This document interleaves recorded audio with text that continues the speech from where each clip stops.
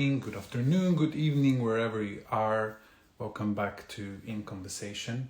My name is Jaka Škapin. I'm currently in Slovenia, and welcome back to the series of interviews with one of the extraordinary members of our community, although they all are. As always, this is also an invitation for you to jump over to thewellvocal.com to see what's going on the resources page, what current events are listed, and hopefully also join as a member at your events and join the community. Okay, so today we're chatting to someone who I know really, really well, Briony Greenhill from the UK, to chat about the vocal improvisation and the inner life. So let's see if Briony is ready to join us.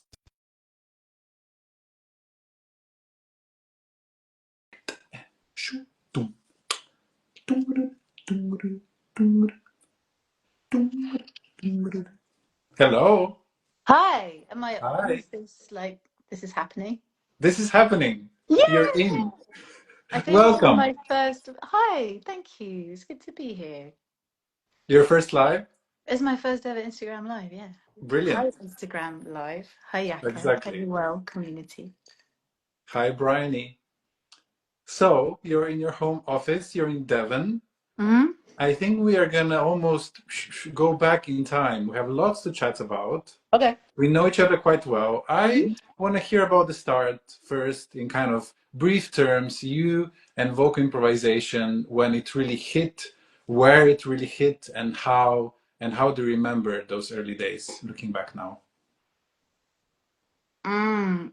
For me, when we talk about the early days, I'm 3 years, 4 years, 5 years old. I'm on the stairs. I'm in the my childhood home was over the road from a cemetery, but like an old cemetery that was full of these ancient trees and like 300-year-old gravestones, and like playing in the trees and singing in them, and the enchantment, and like borrowing my older sister's costumes for their dance performances out of their wardrobes and putting them on and out in the garden. And yeah, the enchantment of just singing and flowing and songs coming out, making up songs, recording songs from my grandparents on the recorder, just improvised songs. And so the naturalness of vocal improvisation for me as a child, like before I entered like culture, like Yeah. initially like school music, which was not Mm. in, there was no improv then for like 15 years after. Exactly. Like So then more. for you,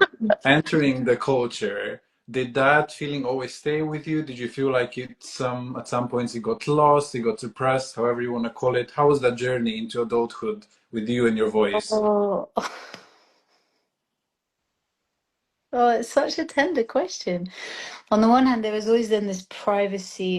It moved into my fingers, onto the keys, and it was pretty bad. Like nobody helped me become a skilled piano improviser, and yet I did.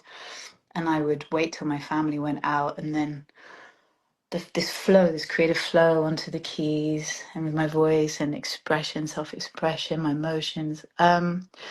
So that was always a very private thing. Bunking classes, going to there was a piano in the space under the stage in my middle school. So I slip out of the classes I didn't like and go under the stage and like sing. um, it's beautiful. Thank you for this question. And then, but then my outer realm was like meeting existing culture. And so, like pre-13, that was like being in an opera and being the lead singer in the jazz band at school, and doing song and dance things with my local dance school. And then I hit 13, 14, and it was singing in like it was dyeing my hair blue and taking drugs and doing big gigs, kind of rock style. It was like Jimi Hendrix covers and that kind of thing. And we, Mm. we were popular locally. I think we were called Genicilian Mattress. And you were improvising throughout also? No, that's the thing. Whenever my musical life met others, no improvisation, because they weren't improvising. That wasn't what we did together. We did songs together. We Yeah. did opera songs or jazz songs. Even the jazz, no improvising. I studied saxophone, no improvise. I was like, oh, so, and I was like, at home, I was like listening to Nina Simone, listening to Miles Davis, like lying in bed, 14 years old, just all night, like in the dark, like immersed in these sounds. Like they seemed a million miles away from me. What were they doing? How were they doing it? Mm. Loving those sounds. And then like England in the 1980s and 1990s in East Anglia, like nothing. I learned saxophone and I played like Debussy and stuff. That wasn't what I had in mind. Mm. So, So that was when did improvisation become collaborative then? How did that occur? How did that enter your inner life? mm, really encountering Bobby, like really like a million years later, because it like the first time I really encountered other improvisers, it was in India where the classical music is improvised. There was a concert at the Yoga Shala. It was like the 30-year anniversary of the Iyengar Yoga Institute there in Pune. And this incredible violinist did an improvised concert, and it was the first time I'd seen an improviser on stage. For my soul, that moment was transcendent, life-changing. I had literally just submitted an application like that afternoon. I had submitted an application to do a PhD in sustainable models of business ownership and finance at Cornell University. I was a political science graduate working in the field of social change, and wanting to go deeper into capitalism and post-capitalism. And then at last, 30 years old, at last, I see somebody else improvising on stage. It takes me into trance. It's like the great eastern sun rising in the horizon of my life. And it Mm. changed forever that day.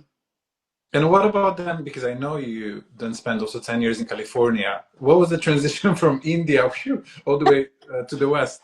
I studied a bunch in India, and my teacher there, who that violinist became my teacher, and he said, "Well, you should stay and study properly and become like a Indian classical vocalist." And I like didn't want to be like sari wearing, I didn't want to be one of those English people dressed up in Indian. I really wanted to do it as a Westerner. So I came back with so full of this passion and an intention to carry on studying, and nothing happened. So I tried the Guildhall. I did a week summer school, and I just left in tears. It was so far from my values. Um, and yeah, I found David Eskenazi in France as a vocal improv teacher. And then actually my housemate Mark was like, "Hey, check out Bobby McFerrin." Hmm. And so I started to watch Bobby videos on YouTube, and then more, and then more, and then more, and then more. And then he became like my thread. And so I went over to Omega. And I had this crazy job at the time researching fun. I was hired by a London billionaire to find the best fun in the world, as you do. And so he was paying for me to like go to stuff. So he paid for me to study with David, and he paid for me to go to New York and do a maker. And that was where I first saw collaborative vocal improvisation. And it was, I feel like I'm quoting a video of my interview because this is in a video somewhere. But yeah, it was about five people. It was basically motion. It was Rhiannon and Bobby McFerrin and David Worm and Joey Blake and this amazing Lebanese singer Christiane, someone, Christian Karam. Karam. That's it. That's it. And they were improvising collaboratively, and that was like my second life-changing moment, really. That was my just like, what are you doing and how are you doing this? And it was so defining for my soul. Like, this is the sea and I'm a whale and I just need to get in here and swim forever. And I was like 30 or 31, and this time of life where just these orienting clarities, bing, Yeah, chart. I'm waiting for the Are clarity. you waiting I'm for not that? quite there yet. How old are you? I'm 29. 29. Well, see, It's coming. wow. But wow, oh my goodness, you're in such a different place. I mean, look, when I was your age, I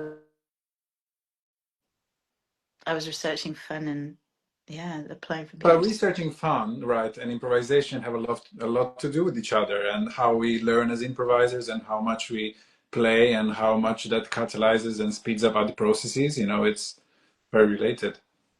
Totally, totally. Which is how I got funded to like begin to study improvisation because of its relevance to play, presence, exploration, flow state, doing it alone, doing it with others. It's play, and play is like really part of the nectar of life. Like life's sweetest nectar, I feel, comes through good play. Hmm. And then you're still in California. I almost want to make all the way back to England to then talk about, this bringing of different values to England and to improvisation. But you can describe that part of the journey in whatever way you want, and then we'll get to talk about the inner life of English people and The the other return. Well, that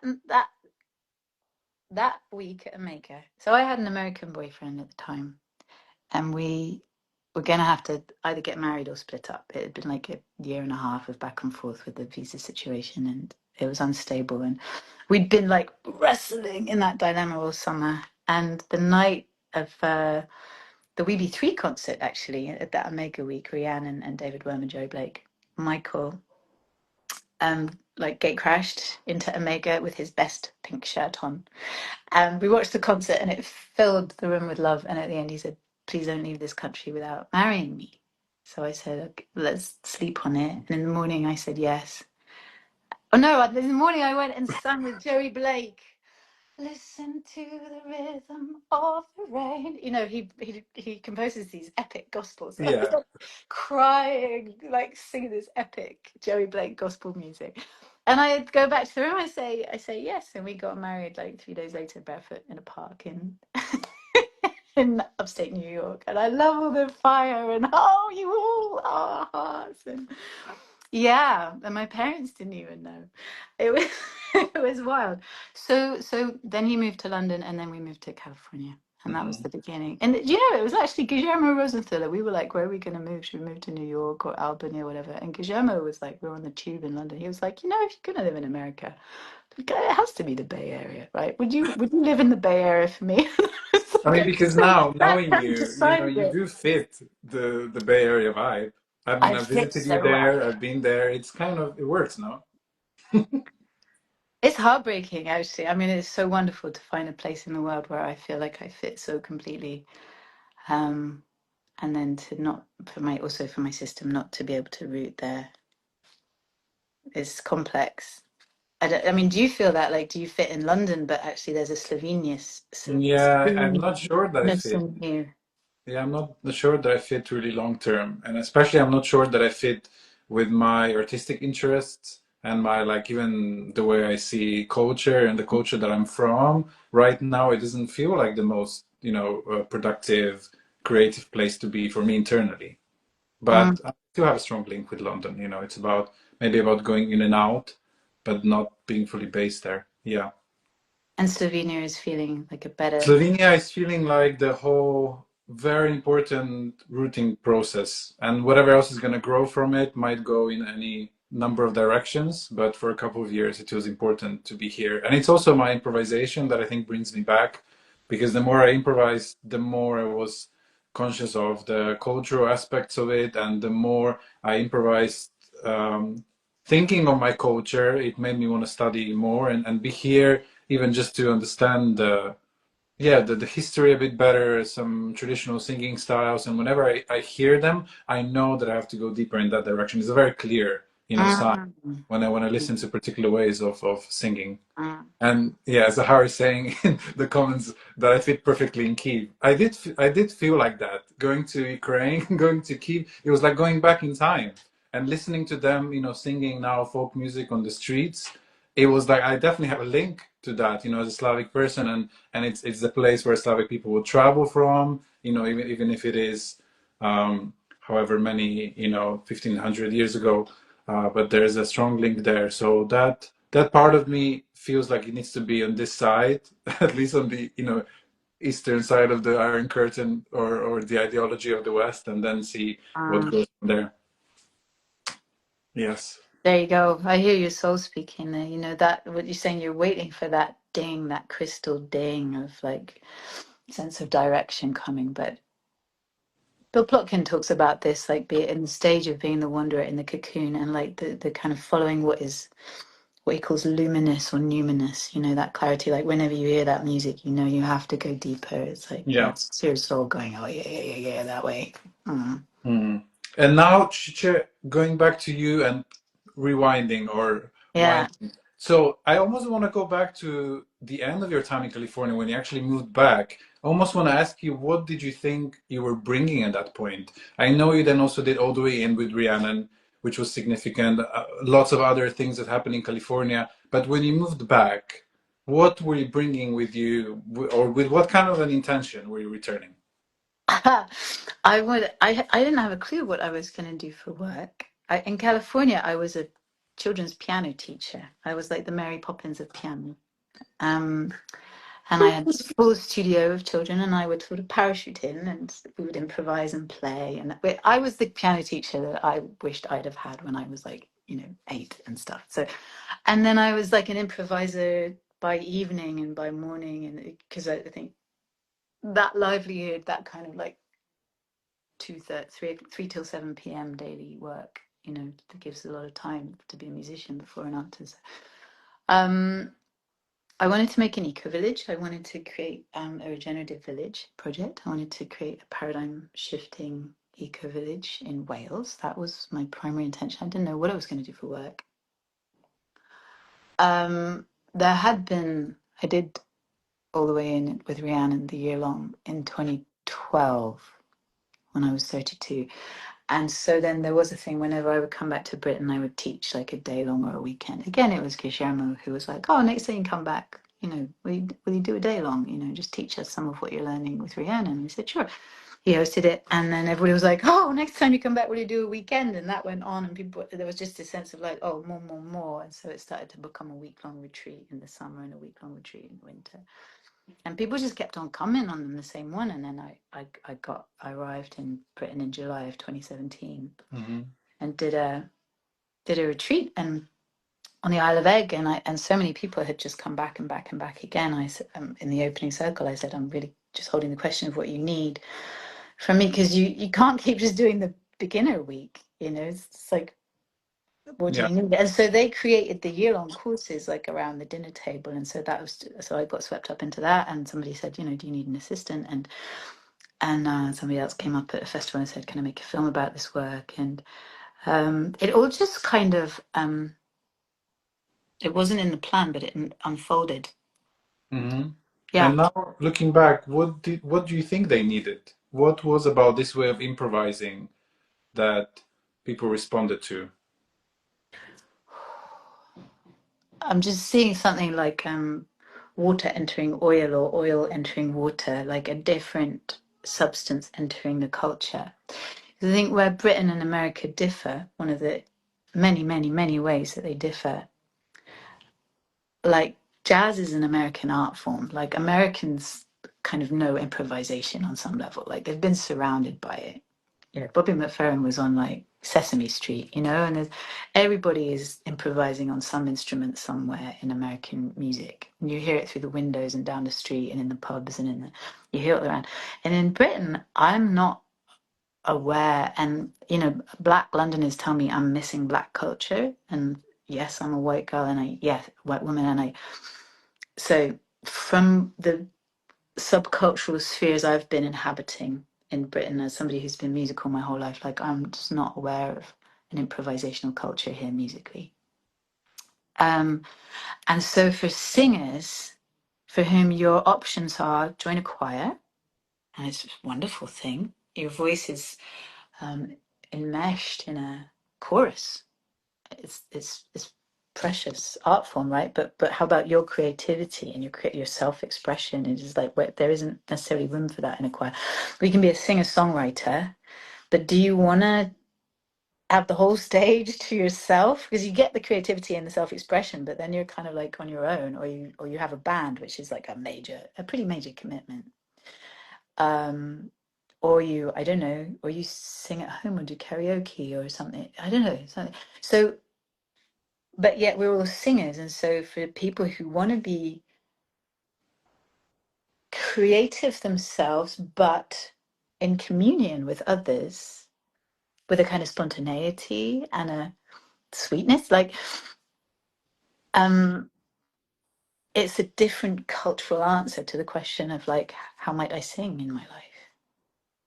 And I do think that in vocal improvisation also, like, there are values embedded in the art form, and they differ, but I think they're in there. Like, because for me, like rock and roll, it came with drugs, it came with pink hair, it came with holy clothes. But you look into that, like I lived on the street around the corner from the rehab place where like the Grateful Dead guy died. Like the amount of artists, musical artists who died in that rock and roll culture, like it wasn't wholesome.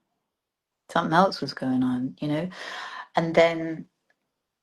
And then the place of like capitalism and ego and hierarchy and control, the role of elitism, coloniality in classical music. I know you love classical music. I've been raised in a classical music household, and the unconscious coloniality in that, in our government, in our culture here in Britain, I am sick to the fucking teeth of it because it's funding a genocide right now.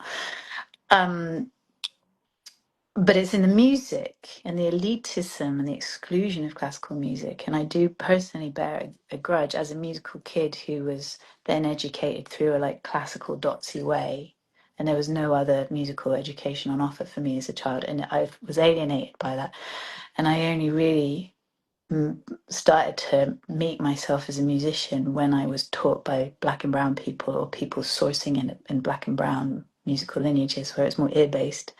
It's like, oh, if you teach me by my ears, I can understand and I can learn music that way. But if you teach me by my eyes, for me, for my brain, that doesn't really work. Yeah.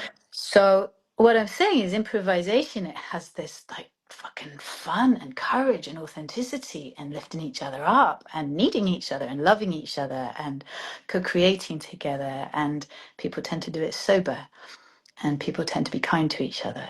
And I think it's got some really wholesome values in it. Hmm. Yeah, I also want to ask you maybe a bit further about the people that seem to connect instantaneously to this word, their political values. Almost want to go as deep as this notion of hospice in modernity that I know you also are thinking about. I read, of Mm-hmm. course, in the book, and you know this end of modernity in which we are now. I'm quite Mm-hmm. interested in how it intersects with voice and vocality and improvisation and just because for me, I see it as a massive catalyst which speeds up other processes, like including, you know, the way people relate, connection, See, all the rest. vocal Yes. improvisation is a massive. Okay, as the catalyst, So great. I think I almost want to ask you how you view it or how you want to position it for yourself in this era right now, in as the as a matter of importance and survival, you know? I love this question, Yaka, and I'd love to hear more about how you see it and how other people see it. Because if like this is a question, is the art form itself a catalyst in hospicing modernity, midwifing regenerative culture, weaving community, bringing forward authenticity? I think it can be. But it also Or do we depends need how to? clearly we see it and how, you know, use it as a tool. That's it. And Which like, has, how do we? I mean, I remember studying with Rhiannon the day that Malala was shot, and we came into the studio in the morning, and we circled up and we sang, and so much power came from everybody. I think we were an all-female group, and Malala was in hospital fighting for her life, and like 20 of us in Montreal may have been one of the forces in the universe that kept her alive that morning. Like people who'd been chronically quiet, just that fucking priestess came out of them. Oh my God. And Rhiannon had invited that. You know, for me last year on my year longs with the war, I had students who had lost family members in Israel alongside students who were coming to the class with like their fingers painted the color of the Palestinian flags. And I was this breastfeeding mama, way extended. Like I did not know how to hold that. It was beyond me. But now I'm not breastfeeding, and I feel much more clear in my determination around decolonization and justice. And um, yeah, do we have to say I mean, at Medicine Festival, I said, we're singing for peace now, and 300 people like went there so powerfully, so beautiful. I think it takes leadership to say, let's turn our voices this way now. Yeah. So I don't know, is the art form itself just without that kind of leadership and framing, it just kind of does it anyway? But that's a wonderful question. I love that question. I also want to hear from you, from your experience, what is needed for that to happen? Because I think most of people that I know are aware of those moments where they felt, a certain, collective process happening, especially when it's intentional, directed towards something, and that it felt different. The music was different. Your experience of singing in that mode is different. So I just wonder if where you are right now, how would you describe any ingredients is the wrong word, but what is Mm. needed in that container for you for that to Mm. happen? Mm. I've always thought there's a very powerful thing about singing on behalf of, like singing for a cause greater than yourself, like singing your prayers or singing to keep somebody alive or singing to call in for the forces of peace to become more powerful than the forces of harm. And because we can meet our own, what Kajema calls little me. Am I good enough? Oh, that was a bit shit. I'm the one making it all bad. He's a really good singer. She's a really good singer. Oh, the shit talking, like that can come but when there's a higher purpose, like, no, we're singing to help Malala survive her shooting right now. Um, oh, that little me just fucked off. And this bigger life force comes through. And I do think with CVI, I do think we're courting a bigger life force, and I do think we're trying to make ourselves vessels of it. And so whether it's just a psychological ability to be a pure vessel, or whether it's the reason for the singing emptying out the vessel of those smaller concerns. Hmm. And Yeah. that can definitely happen with a song as well, right? That can happen in a church setting for some people. That can happen in an oral tradition setting where a community sings songs that they've known. So is there a difference between that happening with a set piece of music and a fully improvised one? Mm, can you tell me, because you have more experience with working with composition? Mm. I think in a way, no, it's all one and the same, singing in that intentional way, but it feels like a different way of relating. So maybe your individual element, your individual sense of agency is great in improvisation. I think you have to communicate a bit more with each other, or communicate in a different relational way. Whereas, of course, if you're singing a song, you can let go of certain needs for the music to be held together because you're singing something that others know it. So it doesn't mean that you can disengage, but you can be a little bit more in your own lane. If it's within an oral tradition, yeah, it feels different. I think in a way it's one and the same because we've always done it as humans. But I think the process of doing it fresh every single time can bring um, a new element to it. I think it can mean that someone who previously would not be able to take part can take part. So if I'm not from a culture that sings the songs that everyone knows, I might feel a little bit on the outside. But if different people from all around meet and improvise and do, let's say, circle singing, it just means that no one is gonna feel left out.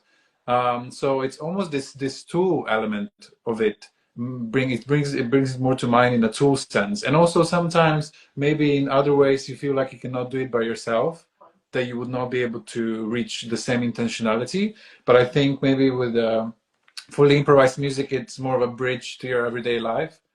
So I Mm, just think the idea of a tool comes to mind. So yeah, the way you apply it, the applied improvisation of it seems more and more important in my awareness, for yeah. who, in what setting, for what, in what way, and so on. Yeah, I feel like as I hear you, the words brave community come to mind, because I think when you collaboratively improvise vocally with people, you are asked to bring yourself fully. Like, you're the source of your own song, or you and mystery potentially, and the field and the moment. But there's no hiding.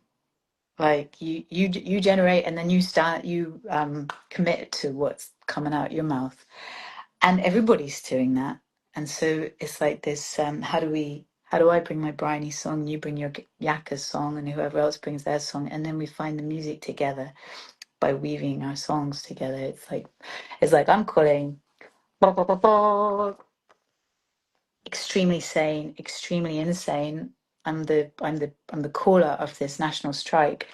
And in my heart, it's a collaborative improvisation of a strike. And that means everybody everywhere bringing their song where they are, i.e., doing what comes to them to bring, and seeing what the others bring, and co-creating experience for them. And I am aware I'm doing that in a culture where not many people are collaborative improvisers, and people are more used to composition. People are more used to being led, being told what to do. We'll meet here, this will happen, da da da. There's a song, there's a structure, and you're safe with it. But also you can kind of, I want to say, like, hide or transcend the self or ignore the self when you are singing a song. When Hmm. like, hey, here's the song. Sing the song. Okay, I'll sing the song. It doesn't matter what's going on with me inside. I'm just singing the song. Yeah. And I think this is where, like, coming back to our theme, like vocal improvisation in the inner life, because and then taking it back to me personally, studying with Rhiannon and bringing lyrics into the work for the first time. I'd been studying improvisation for 3 years at that point with no lyrics, and then lyrics came in, and oh my God, it cracked me open, and the amount of shit that came up was extremely overwhelming. And it was really the beginning of my healing journey, like that, and actually really trying to love for the first time, really, in my Yeah. life. Um, And and that never finishes, right? That journey. I almost want to ask you about all the things that come up for people in this process and everything that they have to go through in order to stand in front of one person or, a whole audience and sing their song. that's it. That's it. That's not a quick process. And for me, I was, during the year long with Rhiannon, I was in the studio 3 times a week for a couple of hours. And a lot of that was meeting the shit that came out up inside me when I opened my mouth, to improvise. And it took a lot. And I did it for the most part alone. And and then with the elements. Oh, bless! I love these love hearts that are coming from somebody. Thank you. And then it was meeting Shay and Green and Christopher and Sam, and because California has such a healing orientation as a culture, like everybody is a healer or seeing a healer or in a healing training, or that's just how the Bay Area rolls. And so these values of self-expression and authenticity, meeting each other with kindness, and so then together we created form after form after form to help one another with what was here. And because through improvisation we would express what's here, what we're with, as we went in and out of marriages and divorces and various things going on for various people. Yeah, sound healing, supported solos, call and response, supplicant messenger, shifting solos, all kinds of stuff, just innovating together. And so then to then tally that back, when I came to Britain and started to teach British people, and then they would, what I would say, like, crack open the way I had 10 years previously or 8 years previously or whatever. I was like, oh yeah, that's happening for, oh yeah. Oh yeah, Hmm. I know that one. And in some ways, for everybody, it's different content. It's their own content. But actually, when we start to hear about it in supported solos, there's so many parallels, and it's given me the view that we're in Britain, at least. Britain's the culture I know best. I'd say we're a collectively traumatized society, and the collective trauma runs through the family systems into the individuals, and we all think it's our own. And there's a kind of shame and privacy around it. But then we start singing it and hearing each other's song, and it's like, oh shit, we're with some really big collective themes, and they're historical and they're political and they're woo, it's big. Yeah. And it makes me think of also the fact of, being brought up in a culture, let's say for myself in Slovenia, where traditional rituals or way of relating through song are not really alive anymore. They're not commonplace. So then how do you reconnect to that truth in yourself? in a way that is decolonized, in a way that wouldn't take from another indigenous culture. And of course, you can, go and see those practices being alive somewhere else. But then how do you make it happen in a Western context? So those kind of forms that you're mentioning, they make me think of that, of trying to have an authentic place for rediscovering that way of relating without having to lean or extract from another culture in an authentic way. Does that relate? Yeah, totally. I mean, I'm so touched by, one of my courses is called Vocal Transformation, and it combines vocal improvisation with IFS therapy. And it's bringing in, like, actually a stronger therapeutic tool than vocal improvisation itself to meet all the stuff that comes up for people.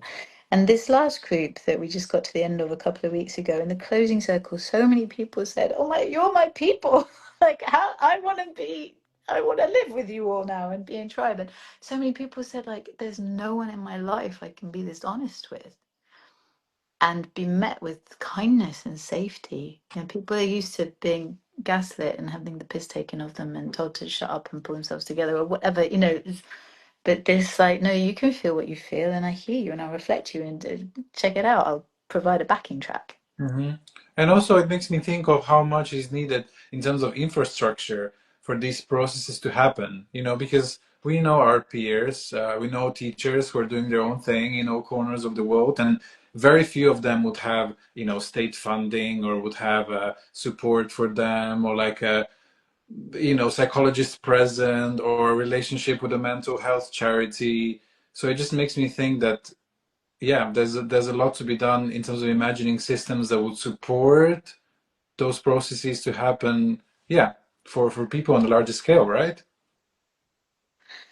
I want to cry. I literally want to cry. Like, I'm just reading Poverty Safari. I was reading it this afternoon, and it's about British poverty, and I'm realizing emotionally I actually can't deal with reading it whilst also looking head on at the Gaza situation. Like, it's overwhelming my resilience and my ability to face suffering. But the privilege aspect of this work, okay, like, thank goodness I had most of my study paid for by this benefactor, Graham, and that for a long time I was incredibly flexible with my pricing until I had a baby and got a mortgage and had to change my pricing. But yeah, I teach white people. I teach privileged white people on the whole now, especially now my pricing is inflexible, and it breaks my heart because this healing and this safety in this community, everybody needs it, everybody. And I'm actually about to partner with a psychologist called Danielle to do a program for primary school teacher trainees.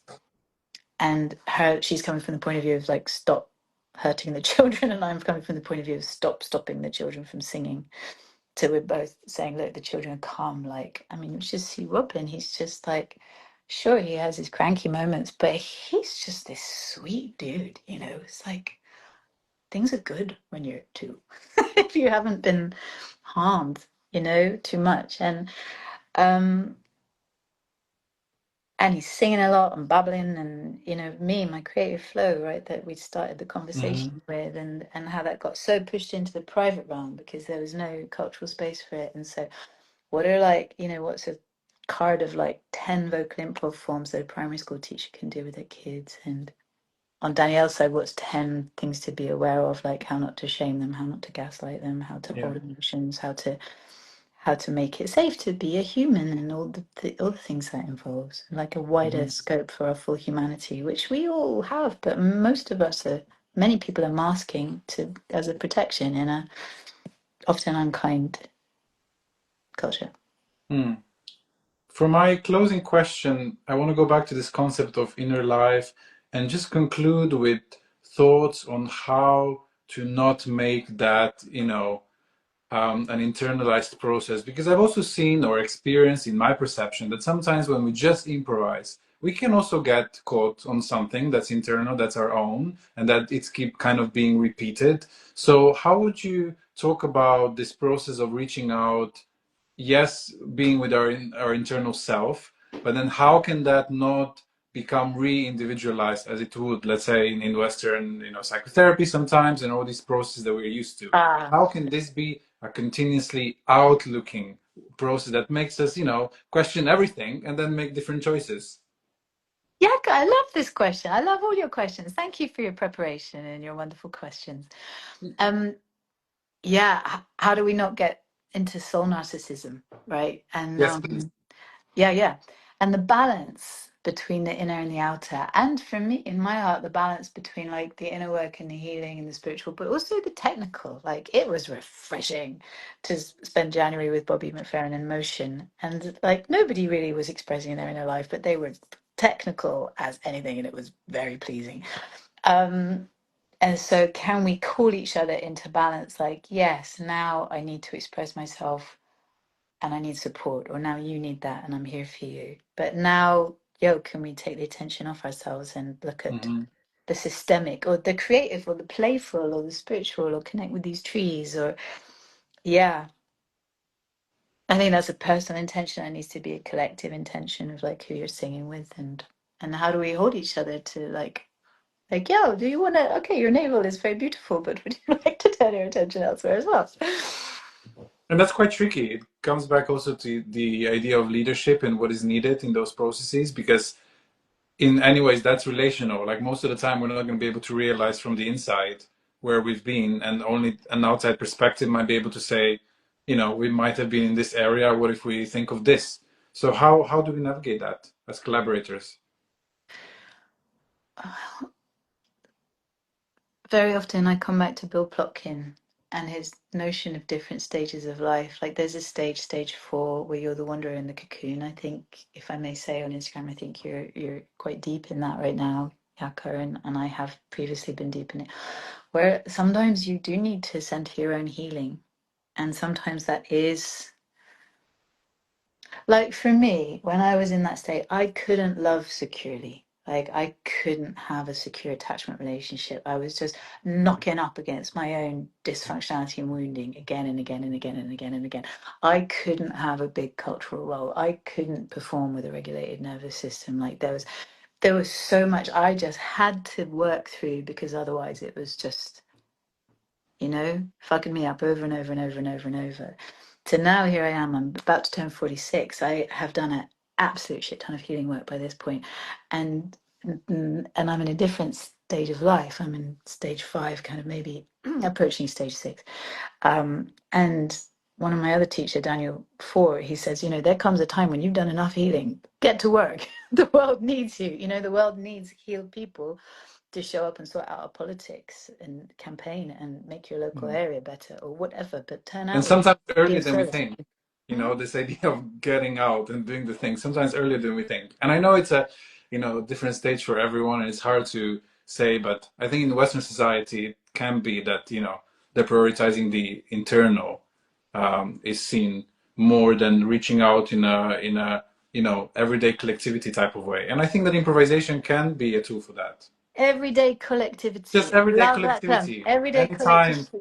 And then anytime, any saying, and place, then, but it's so challenging. It's like you look outside your Yes. window. Like I live in a poor town, right? And there's St. George's flags and Union Jacks everywhere. And I've been this like international paradigm shifting artist, and I've got to meet like the pain of British poverty, like on my doorstep, surrounding my son as he's growing up. That's challenging, but it's a challenge I'm looking for ways to turn toward because we're polarized, and that's bordering on scary now. And I can't. We have to meet one another more, and it's about turning. It's being not so much in this kind of thousands of people on Facebook thing, but like what's Yeah. happened to my actual neighbors in this actual reality here in this 3,000 person town. I Yeah, love the love hearts wherever they're coming from. exactly. And that's the also the global question, for the well, which hopefully means at the same time you're reaching, like you can see what other people are doing, you can share, you can be inspired, but then also be very local in terms of what vocal improvisation does in your environment, in your family, yourself, your family, your town. I think that's I super important, love the especially well. in this such busy online world where everything so To me, the Oh, well is this like it's this international space station of like the embodied clowns, the barefoot lovers, the playful dreamers, the people who can and dare and to the very manage to. technical, geeky ones, Then the and technical geeky others. ones who Yes, like, yeah, who manage to still be artists even as the yeah, world is like falling on our heads, and killing our kin. And and yes, please campaign, yes, please strike, please. It seems that like writing our politicians and marching in the streets isn't doing enough. We need to get into more kinds of direct action. We cannot keep, as Britain, as European countries, we cannot keep funding this genocide and other stuff. But like, and let's sing and let's get that's barefoot it. and play and be resourced to enjoy and keep to our time agreements, as I think we're coming to the end. That's correct. That's correct. Briony, thank you so much. Thank you Yeah, for thank you so joining. much. All the best with your work, especially the political slash musical one and the interweaving of all of it. And see you in person very soon. Right. And if you, and thank you for all of this. And if you want to do another one like in a year that's just really about this hospicing modernity question that you raised, I would love to just make that our center for it and like keep it. Yes, Thank you for having me. let's Thank you get for all into you're it. doing. Blessings. Bye Bye-bye. bye. Ciao. Ciao.